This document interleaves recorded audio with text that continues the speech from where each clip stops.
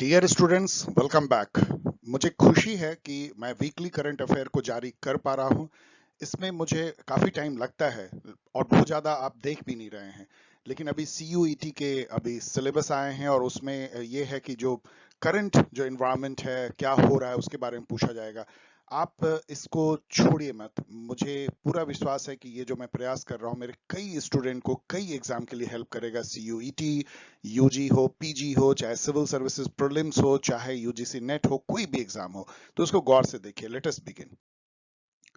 ये जो वीडियो है ये 16 से 22 मई के बीच के international event, political and other general sports pandemic को कवर करता है, सभी तरह के, लेकिन थोड़ा फोकस पॉलिटिकल साइंस की तरफ ज्यादा है। यदि हम इंटरनेशनल रिलेशन में देखें कि क्या हो रहा है दुनिया में, क्या हो रहा है, तो पहला आपको यहाँ मैं बता दूं कि जो ग्रीन कलर से होती है, यदि आप मेरे वीडियो देखते आए हैं, तो ये पहले के वीक का है जो मैंने छोड़ दिया है, क्योंकि अभी भी उसकी गूंज जो है वो सुनाई पड़ रही है। So when is next quad meeting scheduled? Quad पे हम लोग बहुत चर्चा करते हैं। इसकी मीटिंग बस 2 दिन बाद ही जो है टोक्यो जापान में होने वाली है। जो बाइडेन जो प्रेसिडेंट है यूएस के, ऑलरेडी वो साउथ कोरिया में अभी हैं और वहां से वो जापान जाएंगे। क्वाड्रिलेटरल सिक्योरिटी डायलॉग, उसको शॉर्ट में क्वाड बोलते हैं, उसको 2017 में रिवाइव किया गया था एक तरह से चाइना के हेजेमनी को रोकने के लिए इंडो पैसिफिक में। इंडिया चूंकि चाइना से थोड़ा रिलेशन उसका बॉर्डर इशू को लेके खराब है, इस चलते इंडिया को एक लिवरेज मिल जाता है वेस्टर्न वर्ल्ड के मामले में कि वो थोड़ा प्ले आउट कर सके अपने इंडिपेंडेंट फॉरेन पॉलिसी को क्वाड के थ्रू। इसलिए quad is very important for India. ये आपको पूछा सकता है क्वाड का मेन पर्पस क्या है, तो वो free, open and peaceful Indo Pacific है। इंडो पैसिफिक में यूएस बहुत एग्रेसिव हो गया है ऑफ लेट। इससे रिलेटेड एक क्वेश्चन आपको पूछा जाता है कंपटीशन में कि पाइवट टू एशिया या पाइवट ऑफ एशिया या पाइवट टू एशिया, ये कौन से प्रेसिडेंट का जो है एक तरह का डॉक्ट्राइन था, और ये डॉक्ट्राइन जो है बराक ओबामा का था। उस समय में ये हुआ था कि यूएसए को ईस्ट एशिया पे ज्यादा फोकस करना चाहिए। उसके बाद से क्वाड एंड अदर्स जो है वो इंडो पैसिफिक एरिया में यूएसए के वर्चस्व को स्टैब्लिश करने का एक तरह से प्रयास है। इसमें इंडो पैसिफिक इकोनॉमिक फोरम की भी अभी उन्होंने बात की है। वो RCEP जो चाइना द्वारा फ्लोटेड है उसके काउंटर में है। ये सब चल रही हैं इसमें। तो क्वाड की जो बैठक 24 मई के, उसमें प्रधानमंत्री मोदी भी भाग लेंगे। ये बहुत इंपॉर्टेंट इंटरनेशनल इवेंट होने वाली है। अब यहाँ पे यूएस एशियन समिट की बात हो रही है। ये 12-13 मई को हुई थी, पिछले वीक में मैंने आपको बताया था। ये भी एक बहुत इंपॉर्टेंट इवेंट है। ये भी यूएस की जो दखल है इंडो पैसिफिक में और साउथ ईस्ट एशिया में, उसको दर्शाता है कि कितना ये इंपॉर्टेंस देते हैं एशियन को। उनके लीडर्स के साथ इन्होंने समिट मीटिंग किया था वॉशिंगटन में। Who is the first ever women PM of France? अभी यदि आप न्यूज देख रहे होंगे, तो आप, यदि आप न्यूज को फॉलो करते हैं, तो आपको ये मैडम दिखी होंगी, एलिजाबेथ बॉर्न। और ये कहा गया होगा कि ये फर्स्ट वुमेन है 30 सालों से अधिक फ्रांस में। बहुत पहले जो है एक वुमेन हुई थी, एडिथ क्रेसन, जो फर्स्ट एवर वुमेन थी ऑस्ट्रेलिया, सॉरी, फ्रांस की प्राइम मिनिस्टर बनने वाली। तो ये, और अभी जो है, अभी जस्ट मैक्रोन जब दूसरी बार जीत करके आए, तो उन्होंने अपॉइंट किया एलिजाबेथ बॉर्न को, जो कि इनके बाद बनने वाली पहली वुमेन पीएम है फ्रांस की। तो सही आंसर है एडिथ क्रेसन। लेकिन ये भी उतनी ज्यादा इंपॉर्टेंट तो ये है जो अभी पीएम बनी है। और उसी तरह से पॉलिटिकल साइंस के स्टूडेंट के लिए ये इंफॉर्मेशन बहुत इंपॉर्टेंट है कि फ्रांस में सेमी प्रेसिडेंशियल सिस्टम है। श्रीलंका में भी सिस्टम है। इसमें होता यह है कि जो प्रेसिडेंट होता है वो अपॉइंट करता है प्राइम मिनिस्टर को, लेकिन प्राइम मिनिस्टर फिर अकाउंटेबल हो जाता है लेजिस्लेचर को, जैसे इंडिया में या पार्लियामेंट्री फॉर्म में होता है उसके काउंसिल ऑफ मिनिस्टर। लेकिन प्रेसिडेंट भी अलग जो है एग्जीक्यूटिव पावर होल्ड करता है। पार्लियामेंट्री सिस्टम जैसा प्रेसिडेंट डमी नहीं होता। तो हेड ऑफ द गवर्नमेंट जो है वो तो प्राइम मिनिस्टर ही होता है। हेड ऑफ द स्टेट जो है प्रेसिडेंट होता है। लेकिन प्रेसिडेंट ट्यूटलर या नॉमिनल या रबर स्टैंप नहीं होता। इसको सेमी प्रेसिडेंशियल सिस्टम कहते हैं। Which two country have recently submit their application for NATO membership? इन्होंने अप्लाई कर दिया है नाटो में जाने के लिए, और यदि ये दोनों एक्सेप्ट हो जाते हैं तो नाटो की मेंबरशिप बढ़ करके 32 हो जाएगा। अभी 30 कंट्री हैं, जिसमें कि यूएस, कनाडा हैं, और 27 कंट्री जो हैं वो इसके हैं यूरोप के, और एक टर्की है। उसको यदि आप एशिया मान सकते हैं। अब ये जो दो कंट्री हैं, आप, मुझे पता है आप इस वीडियो को कैसे देखते होंगे, आप पॉज करते होंगे, गेस करते होंगे और फिर आगे बढ़ाते होंगे। यदि आप ऐसा नहीं करें तो वैसा ही कीजिए। तो ये जो दो कंट्री अभी जो जिन्होंने नाटो मेंबरशिप के लिए अप्लाई किया है वह स्वीडन एंड फिनलैंड। ये दोनों कंट्री हमेशा नॉन अलाइंड रहे हैं कोल्ड वॉर के टाइम में, लेकिन अब ये जो है मिलना चाहते हैं नाटो में। बहुत क्यूरियस इवेंट है। इस पे पहले पुतिन ने जो है कोई थ्रेट जैसा दिया, वेल थ्रेट, बाद में उन्होंने अपनी बात को पलट दी। उन्होंने कहा मुझे, हम लोगों को कोई फर्क नहीं पड़ता स्वीडन और फिनलैंड यदि शामिल होती है। बाद में उन्होंने गैस का जो सप्लाई था उसको भी इन कंट्री में कम कर दिया। फिनलैंड पे जो है रसिया ने अटैक किया था वर्ल्ड वॉर टू के पहले, उसी समय में जब पोलैंड पे जर्मनी ने अटैक किया था, उसी टाइम में फिनलैंड पे जो है रसिया ने भी अटैक किया था। तो दोनों के बीच का एक बहुत ही ब्लडी इतिहास जो है, तो और उसके बॉर्डर भी मिलता जुलता है। जो सेंट पीटर्सबर्ग है रसिया का, वो बिल्कुल बगल में है फिनलैंड के। तो इसलिए ये दोनों कंट्री का नाटो में जाना एक बहुत ही इंपॉर्टेंट इवेंट है, यदि वो जा पाते हैं। इसमें एक जुड़ा हुआ एक और है कि टर्की ने अपोज किया कि स्वीडन फिनलैंड को तो हम शामिल नहीं होने देंगे। अब इसका क्या इंपॉर्टेंस है, क्योंकि नाटो के कॉन्स्टिट्यूशन में है कि यदि कोई नया मेंबर आता है तो जितने पुराने मेंबर हैं सबको वीटो पावर है, मतलब 100% कंसेंसस होना चाहिए, तभी नया मेंबर ज्वाइन कर सकता है। यदि टर्की अपोज करता है तो एक डिफिकल्ट होगा। तो ये भी एक, उसके जो एराडगॉन है, मैं प्रोनाउंसिएशन गलत कर रहा हूँ, रॉदगॉन जो भी बोलते हैं, वो एक काफी फियरी लीडर हैं, तो उन्होंने इसको जो है अपोज किया है। और जो लास्ट कंट्री नाटो में ज्वाइन करने वाले थे वो नॉर्थ मैसिडोनिया थे 2020 में। ये सारे इंफॉर्मेशन इंपॉर्टेंट है। ये मैंने पिछले वीक से छोड़ दिया है, क्योंकि ये जो प्रेसिडेंटशिप जो है डिफरेंट ऑर्गेनाइजेशन के, रीजनल ऑर्गेनाइजेशन की, वो किनके पास है। देखिए, ईयू का जर्मनी के पास है, इंडोनेशिया G20 का प्रेसिडेंटशिप होल्ड कर रहा है अभी, सेनेगल अफ्रीकन यूनियन का, और बेली जो है कैरिकॉम का फुल फॉर्म है कैरिबियन कम्युनिटी, जो कैरिबियन सी, जो कि अमेरिका के साउथ ईस्ट कोस्ट के इधर है, और नॉर्थ साउथ अमेरिका के ऊपर में ये है, जिसको वेस्ट इंडीज भी कहते हैं। बहुत सारे कंट्री मिलके जो वेस्ट इंडीज बनाते हैं, वहां पे 15 कैरिबियन छोटे छोटे कंट्री ने मिल करके कैरिकॉम बनाया हुआ है। वर्ल्ड टेलीकॉम डे सेलिब्रेटेड, अभी इस वीक में वर्ल्ड टेलीकॉम डे सेलिब्रेट किया गया। ये 17 मई को सेलिब्रेट किया जाता है। अब इसको कहते हैं, अब इसका नाम जो है बदल करके कर दिया गया world telecommunication and information society day, WTISD कहते हैं। 2006 से पहले इसको वर्ल्ड टेलीकॉम डे कहते थे।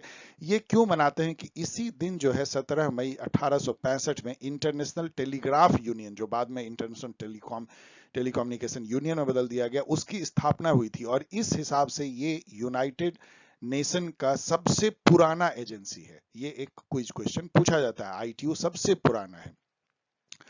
और इसका जो थीम होता है, हर साल एक नया थीम होता है। इस बार का थीम है digital technologies for older person and healthy ageing. ये मतलब कि जो बूढ़े लोग हैं वो कैसे डिजिटल टेक्नोलॉजी ICT को अपना के अपनी लाइफ को अच्छा कर सकते हैं। इनफैक्ट आपको यहाँ पता होना चाहिए कि यदि एजिंग, जो जो लोग एज्ड हो रहे हैं 70 साल 80 साल, यदि वो इंटरनेट पे बहुत एक्टिव हैं तो उनको बहुत फायदा हो सकता है, अपनी जान बचा सकते हैं, अपने लाइफ को एंटरटेन कर सकते हैं, एक अच्छी लाइफ जी सकते हैं। तो इसके लिए ITU काम कर रही है। इसी से रिलेटेड क्वेश्चन है कि 2021 और 2030, जो 10 साल का जो पीरियड है, ये डिकेड को UN ने डिक्लेयर किया है क्या, healthy ageing, decade of healthy ageing. मतलब ये कैसे आप हेल्दी वे में बूढ़े हो सकते हैं और ठीक से जो अपना लास्ट फेज बिता सकते हैं। तो आप समझिए अभी वर्ल्ड का फोकस कितना एजिंग पीपल पे है, क्योंकि पूरी दुनिया में जो है पीपल बूढ़े हो रहे हैं, लॉन्गेटिव बढ़ रही है, उनकी जो समस्याएं हैं उसके तरफ भी दुनिया को ध्यान देना चाहिए। When is next BRICS summit? तो ब्रिक्स समिट जो है बहुत एक क्यूरियस या इंटरेस्टिंग दौर में, इंट्रिगिंग दौर में पहुंच गई है, क्योंकि रसिया जो है वो बेलिजरेंट हो चुका है, वो अटैक कर चुका है यूक्रेन पे, उसको यूनाइटेड नेशन के कई एजेंसियों से निकालने की बात हो रही है, ह्यूमन राइट काउंसिल से बाहर भी कर दिया गया है। चाइना इंडिया के रिलेशन अच्छे नहीं है। ऐसे में ब्रिक्स का जो समिट हो रहा है जून में 2020 में, वो भी चाइना में, वहां पे प्रधानमंत्री मोदी जाएंगे ऐसी आशा है। तो ये बहुत ही क्यूरियस इवेंट है। ब्रिक्स के बारे में मैंने यहाँ पे दे दिया है, आप पढ़ लीजिएगा, मैं इसको पढ़ नहीं रहा हूँ। इस बार का जो थीम है वो भी आप पढ़ लीजिए, ये पूछा जा सकता है।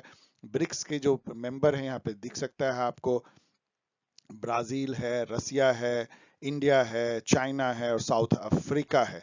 ये सब जो है उभरते हुए नेशन है जो कि सुपर पावर बन सकते हैं फ्यूचर में।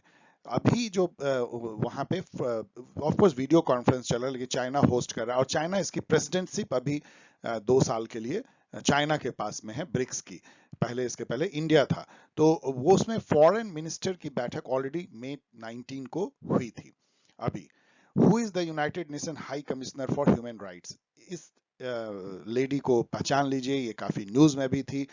इनका नाम है मैकेल बैकलेट, मेरे प्रोनाउंसिएशन को माफ कर दीजिए, आप इसको जैसे पढ़ लीजिए, बैकले या मैकेल बैकेली बैकलेट जैसे पढ़ लीजिए।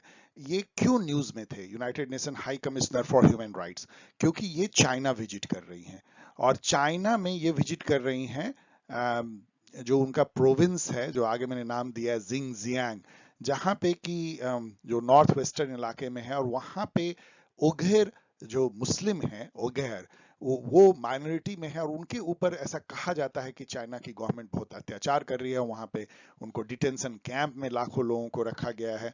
तो उन सब के लेकर के जो ह्यूमन राइट काउंसिल में बात उठती रहती है, तो उसके जो कमिश्नर है उनका विजिट काफी सनसनी पैदा कर रहा है चाइना में, जो विजिट कर रही है। आगे एक और क्वेश्चन इसमें हम लोग डिस्कस करेंगे। In which autonomous region of China, वही मैं कह रहा था, अब यहां डिस्कस करेंगे। Uyghur Muslim minority are allegedly facing repression, मतलब किस जगह पे ऐसा आरोप लगाया जाता है कि वो चाइनीज गवर्नमेंट या स्टेट उसको रिप्रेस कर रही है मुस्लिम माइनॉरिटी को। तो ये है जिंगजियांग रीजन। अब इससे जुड़ा हुआ एक इंफॉर्मेशन है कि चाइना में 23 प्रोविंस हैं, 5 ऑटोनोमस रीजन है। ये एग्जाम में पूछा जाता है, उनका नाम पूछा जाता है, तो इनर मंगोलिया, अब आप पढ़ लीजिए, सब टंग ट्विस्टर इसमें से काफी हैं 5, उसमें से जिंगजियांग जो है उसमें उइघुर मुस्लिम रहते हैं। 4 म्यूनिसिपैलिटी है, और 2 स्पेशल एडमिनिस्ट्रेटिव रीजन है, हांगकांग, मकाऊ, जहां पे कि 1 कंट्री 2 सिस्टम लागू है।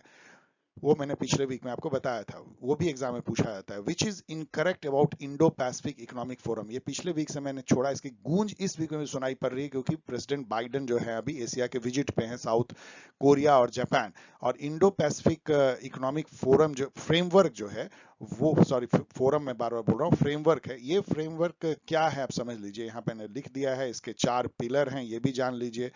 सो ये सारे इंपॉर्टेंट इन्फॉर्मेशन है, इसका आंसर नन ऑफ दीज है, इसलिए सब पढ़ लीजिए, इसको भी पढ़ लीजिए, ये आपको कई एग्जाम में आ सकता है। अभी ये बनी नहीं है, लेकिन अमेरिका ने इस आइडिया को फ्लोट किया है, इंडिया भी सोच रही है कि क्या करे। Who is the PM of Sri Lanka, ये पिछले वीक का क्वेश्चन है, क्योंकि ये इस वीक भी उनकी गूंज सुनाई पड़ती रही। रानिल विक्रमसिंघे जो 6 बार पहले पीएम बन चुके हैं, इनसे ज्यादा सीजन्ड और सुलझा हुआ कोई पर्सनालिटी नहीं था जो इस बुरी स्थिति में श्रीलंका जहां है उसको संभालने की कोशिश करे। उन्होंने प्राइम मिनिस्टर बनने के बाद कहा कि मैं उस डॉक्टर के जैसा हूं जो एक बहुत गंभीर बीमार पेशेंट को देखने की कोशिश कर रहा है। Who is the PM elect of Australia, अभी जस्ट ऑस्ट्रेलिया में एक दिन पहले ही इलेक्शन खत्म हुआ है, पार्लियामेंट्री इलेक्शन, इंडिया की तरह वहाँ पार्लियामेंट्री फॉर्म ऑफ गवर्नमेंट है, और वहां पे जो पार्टी सत्ता में आई है वो लेबर पार्टी है, मतलब कि लेफ्ट ओरिएंटेड पार्टी ने कंजर्वेटिव पार्टी जो right middle to centre to right party थी उसको हरा दिया है। ये बहुत बड़ी घटना है, क्योंकि ऑस्ट्रेलिया में ऐसा 10 साल बाद हुआ है कि लेबर पार्टी आई है। उनका नाम है, यहाँ पे देखिए, एंथोनी अल्बानिस, और ये इनका है फोटो। अब ये इन्होंने हराया जिस पार्टी को है, उसके लीडर जो थे, जो अभी वहां पे प्राइम मिनिस्टर थे, स्कॉट मॉरिसन, उनका ये फोटो आपने देखा होगा, मोदी जी के साथ उनकी काफी बातचीत होती थी। अभी जो है इससे जो रिलेटेड क्वेश्चन पूछा जा सकता है, एक तो किस पार्टी से, तो लेबर पार्टी से हैं, ये इंपॉर्टेंट घटना। एक और क्वेश्चन पॉलिटिकल साइंस में आ सकता है कि ऑस्ट्रेलिया में किस टाइप की वोटिंग मेथड अपनाई जाती है। वो इंडिया की तरफ फर्स्ट पास्ट द पोस्ट नहीं है, वहां पे प्रिफरेंशियल वोटिंग होती है, जिसमें जो वोटर होता है उसको हर कैंडिडेट को रैंक देना पड़ता है, 1 2 3 4 5, ऐसे प्रेफरेंशियल वोटिंग बोलते हैं। इसके अलावा वहां एक और इंपॉर्टेंट इंटरेस्टिंग इंफॉर्मेशन है कि वहां वोटिंग कंपलसरी है, शायद 80 साल तक, 18 से 80 साल, और नहीं देने पे आपको फाइन लगता है, और इसलिए वहां वोटिंग जो होती है वो 92-93% ऐसे होती है। तो ये सब इंपॉर्टेंट इंफॉर्मेशन है। This week US president Biden is visiting Asia, मैंने आपको बताया कि वो एशिया के विजिट पे हैं, अभी भी हैं, वो क्वाड की बैठक परसों अटेंड करेंगे। तो वो कितने कंट्री विजिट कर रहे हैं, तो इसका सही आंसर है 2 कंट्री, साउथ कोरिया जहां भी वो हैं, और उसके बाद जापान। पीएलए किस कंट्री के आर्मी का नाम है? ये इसलिए न्यूज में थी कि पीएलए अभी सोंगपोंग लेक में जो है वहां पे वो दिखाई पड़ती है। वो इंडिया के बॉर्डर पे भी काफी उसकी हलचल बढ़ गई है। वो काफी एग्रेसिव अभी पोस्चर चाइना ने भी अपनाया हुआ है। तो ये जो पीपल्स लिबरेशन आर्मी जो है वो चाइना की आर्मी है और वहां के कम्युनिस्ट पार्टी की आर्म्ड विंग भी है China People's Liberation Army. Who is ये यूएन होगा, UN high commissioner for refugee. ये दूसरे हाई कमिश्नर, अभी आपने देखा ह्यूमन राइट्स के मैकल बेकले, और यहाँ आप देख रहे हैं UN high commissioner for refugee. अब ये क्यों न्यूज में थे? इनका नाम तो चलिए फिलिपो ग्रैंडी है, लेकिन और इनका फोटो है ये न्यूज में इसलिए अभी आ गए कि इन्होंने कहा कि वर्ल्ड एक बहुत बड़ा रिफ्यूजी क्राइसिस अभी स्टेयर कर रहा है इस यूक्रेन वॉर के चलते। उसमें मिलियन ऑफ लोग जो हैं बेघर हो गए हैं दोनों तरीके से। एक तो यूक्रेन के अंदर ही वो जो है रिफ्यूजी बन गए हैं, मैरियोपोल से निकल करके मान लीजिए वो वहां के कीव में चले गए हैं, या वो पोलैंड और अलग जो रोमानिया अदर जो कंट्री बॉर्डर है उसकी तरफ वो चले गए हैं। तो ये एक बहुत ही बड़ी जो है त्रासदी होने वाली है, दुनिया को इससे निपटना होगा, इसलिए फिलिपो ग्रैंडी न्यूज में आ गए। अब यदि इंडिया के हम फॉरेन पॉलिसी को देखें, इंटरनेशनल रिलेशन के हम लोगों ने जो न्यूज मुझे लगा मैंने आपको बता दिया। इस पे जो है बुद्ध पूर्णिमा के दिन, अभी हाल में बुद्ध पूर्णिमा इस वीक में हुआ, मंडे को मोस्ट प्रोबेबली, जो अभी मंडे बीता है, उसमें इंडियन पीएम ने विजिट किया नेपाल को। ये बड़ा ही इम्पोर्टेंट विजिट था क्योंकि उन्होंने नेपाल के उस शहर को विजिट किया बुद्ध पूर्णिमा के दिन जहां माना जाता है कि महात्मा बुद्ध का जन्म हुआ था। वो जगह का नाम है लुम्बिनी। और ये भी माना जाता है कि उनका जो देहावसान हुआ था, उन्होंने जो निर्वाण मतलब देह छोड़ा था, वो कुशीनगर उत्तर प्रदेश में किया था। तो वो कुशीनगर से हेलीकॉप्टर से लुम्बिनी गए। ये बड़ा सिग्निफिकेंस है इसका कि उनके मृत्यु स्थल से जन्म स्थल तक वो गए। लेकिन उससे भी इंटरेस्टिंग घटना यह है कि जिस दिन मोदी जी गए उसी दिन लुम्बिनी में चाइना के द्वारा बनाए गए एयरपोर्ट का वहां के जो प्राइम मिनिस्टर हैं वो उद्घाटन कर रहे थे।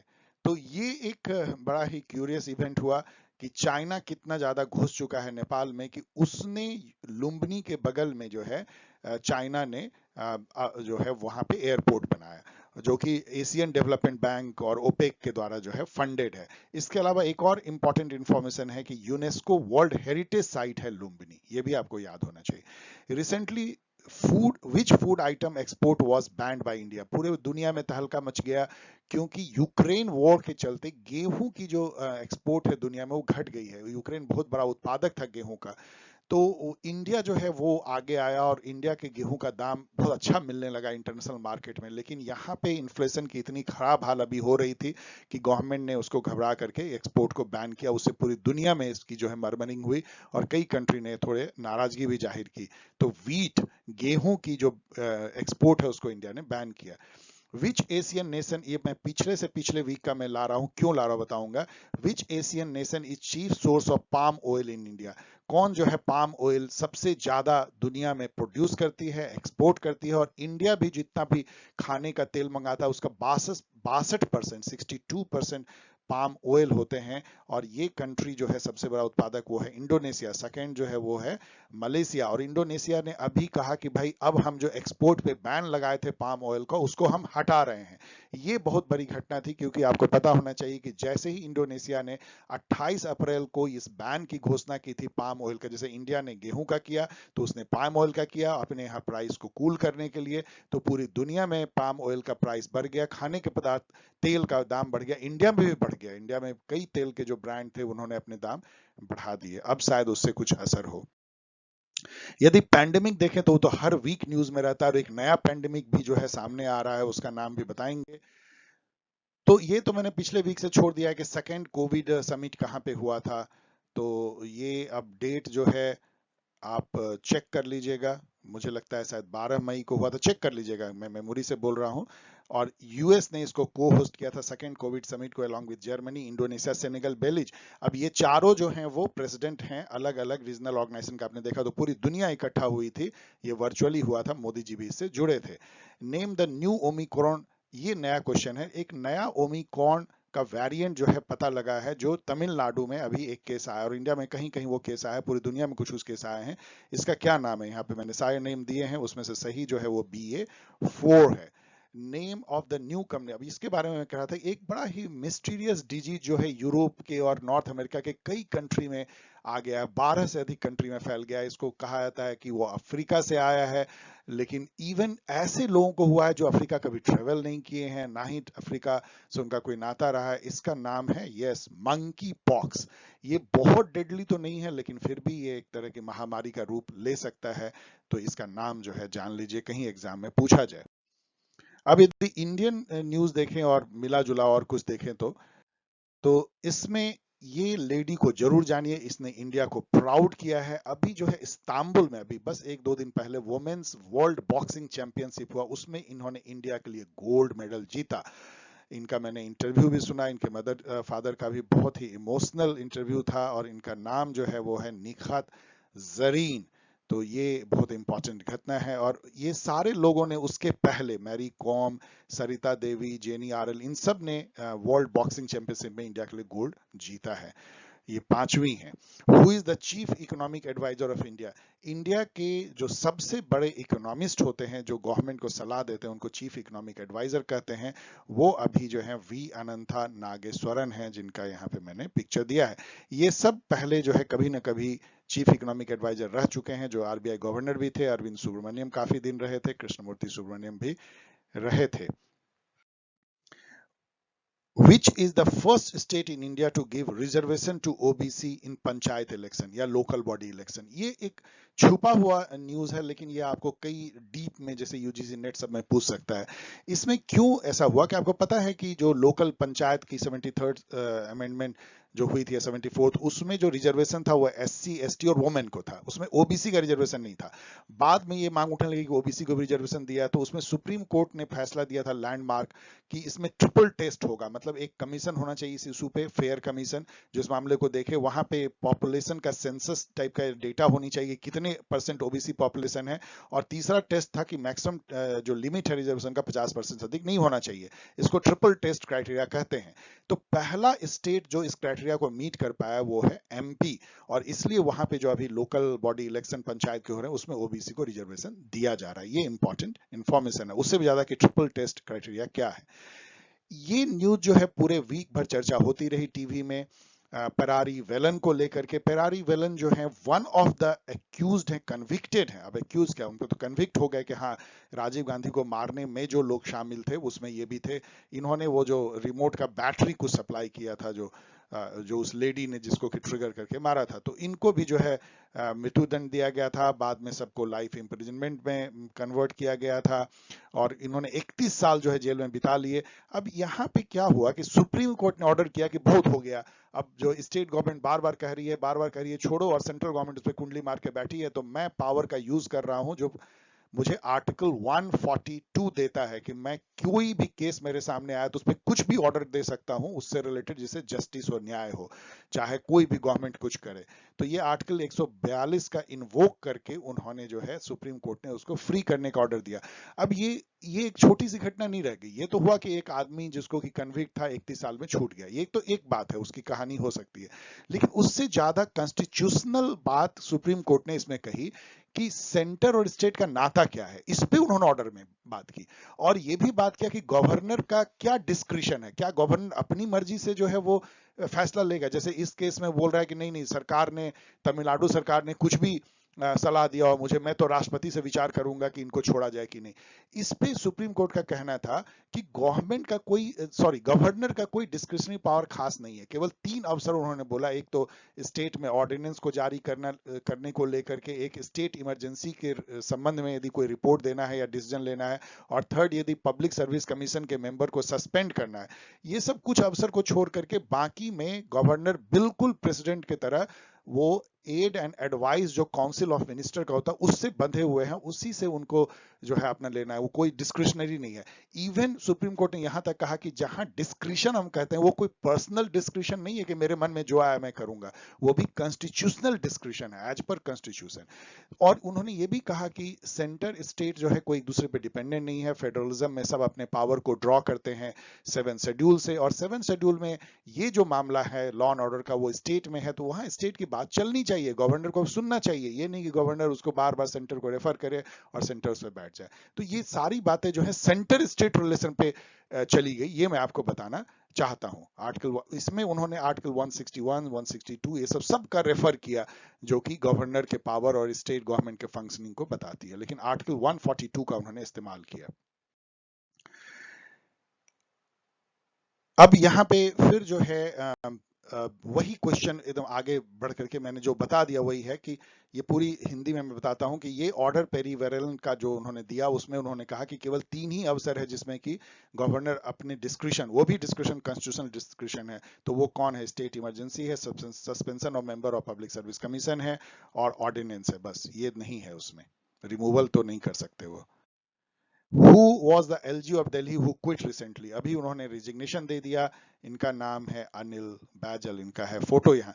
ये बड़ा क्यूरियस है कि इसके पहले नजीब जंग होते थे, उन्होंने भी रिजिग्नेशन दे दिया था पर्सनल ग्राउंड पे। तो ऐसा क्या होता है कि यहाँ एलजी जो है वो रिजाइन कर देते हैं? 2 बार ऐसा हुआ है, केजरीवाल के साथ उनकी पटरी नहीं बैठती है, जो भी है। What is the name of Indian navy worship launch recently? ये फोटो देख लीजिए, ये उदयगिरी का फोटो है, आईएनएस उदयगिरी, जो कि अभी नया वॉरशिप जो है वो इंडिया ने लॉन्च किया। उसके पहले आईएनएस सूरत लॉन्च किया था। ये सब पूछा जाता है कई जगह जीके में, इसलिए करंट अफेयर में। हु इज सेलेक्टेड एज, तो पिछले वीक का हरारा देख रहे हैं आप कि चीफ इलेक्शन कमिश्नर इंडिया के कौन चुने गए हैं, क्योंकि इनको एक बार और आप जान लीजिए, बहुत इंपॉर्टेंट है, मिस्टर राजीव कुमार को नेक्स्ट चीफ इलेक्शन कमिश्नर चुना गया। अभी सुशील चंद्रा है। What is the name of mosque in which? ये पूरे वीक भर ये गूंज चलती रही ज्ञान वापी मॉस्क का, इसलिए मैंने ये क्वेश्चन अब यहाँ पे अभी फिर से दे दिया है।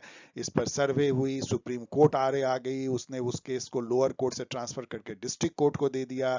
वहां पे लोअर कोर्ट ने पहले वो कमिश्नर जो सर्वे कमिश्नर थे हटा दिया, और पूरी कंट्री में गूंज हो रही है, और गूंज हो रही है इस एक्ट की, the places of worship act 1991, जो कि नरसिम्हा राव की गवर्नमेंट लेकर के आई थी। बाबरी मस्जिद पूरे हॉट था उस समय में। उसमें यह कहा गया है कि 15 अगस्त 1947 को कोई भी जो रिलीजियस प्लेस है, टेंपल, मस्जिद, मॉस्क, गुरुद्वारा, उसका जो रिलीजियस कैरेक्टर है अब चेंज नहीं किया जाएगा, इस बिना पे कि उसके नीचे क्या मिला नहीं मिला, मतलब हिस्ट्री के गड़े मुर्दे नहीं उखाड़े जाएंगे। अब इस पर लोग, जो मुस्लिम पक्ष है वो कहता है कि भाई ये एक्ट होने के बाद भी क्यों वहां पे गड़े मुर्दे उखाड़े जा रहे हैं। हिंदू पक्ष कहता है कि उसी एक्ट में ये लिखा हुआ है कि कोई हिस्टोरिकल मॉन्यूमेंट जो है 100 साल से पुराना यदि हो, जो आर्कियोलॉजिकल इंपॉर्टेंस का है, उस पर ये एक्ट लागू नहीं होती है, इसलिए हमें क्यों रोका जा रहा है पूजा करने से? वहां हमारा शिवलिंग है, वहां हमारी गौरी है, तो वहां वो मॉस्क जबरदस्ती बना दिया गया है, तो मुस्लिम पक्ष को हमें वो एरिया सौंप देना चाहिए। इस पर दोनों में विवाद हो रहा है, दोनों अब कोर्ट में पहुंच गए, सुप्रीम कोर्ट में मामला पहुंच गया है। तो ये एक जो है इंडिया में जो हिंदू मुस्लिम के बीच के डिवाइड है उस इशू को बताता है। इसके अलावा हिस्ट्री को कैसे हम इस्तेमाल करते हैं या यूज करते हैं उस पर भी ये क्वेश्चन करता है। और क्या हमारे हिस्टोरिकल रॉन्ग्स जो हुए हैं, जो पहले मान लीजिए कि मंदिर को तोड़ के मस्जिद बनाया गया, जो ऐसा बहुत हुआ भी है, तो क्या उसको हम अभी करंट में उसको हम यदि चेंज करना चाहेंगे तो उससे हमारी कंट्री को फायदा होगा या नुकसान होगा? ये भी एक चर्चा का विषय है, इसलिए ये इंपॉर्टेंट बन जाता है ज्ञानव्यापी मॉस्क इशू। तो डियर स्टूडेंट, थैंक यू। और एक ऑनलाइन टेस्ट, यदि आप वो स्टूडेंट हैं जो CUET देना चाहते हैं या PGET या इवन UGC नेट, यदि आप वो देख रहे हैं तो आपके लिए एक बहुत ही इंपॉर्टेंट इंफॉर्मेशन है कि ऑनलाइन टेस्ट सीरीज ऑलरेडी चल रहा है 1 मई से, लेकिन आप उसको ज्वाइन कर सकते हैं यदि आप इंटरेस्टेड हैं। ऑफ कोर्स ये पेड कोर्स है, तो आप मेल और टेलीग्राम मोबाइल नंबर इस मेल पे भेजिए, आपको आगे गाइड की जाएगी, और वहां पे one of the best way में आप तैयार कर पाएंगे through thousands of questions and exam prep strategy and many many other things. एक तरह का मेंबरशिप ग्रुप इस कम्युनिटी को सस्टेन करने, आगे बढ़ाने एंड विन विन सिचुएशन के लिए। आप मुझको इस तरह से लिख सकते हैं, मैं आपके क्वेश्चन का जवाब देने की भरसक कोशिश करता हूं। ये सारे ऑप्शंस आपके पास में मौजूद हैं। So okay, thank you for watching this. इसको शेयर करें, सब्सक्राइब करें और अधिक से अधिक लोगों को इसको फैलाएं, क्योंकि ये अभी उतने इसके व्यूअरशिप नहीं है इस वीकली जो करंट अफेयर है जितना होना चाहिए, जितना मेरी एनर्जी इसमें लग रही है। Be happy, remain good, bye.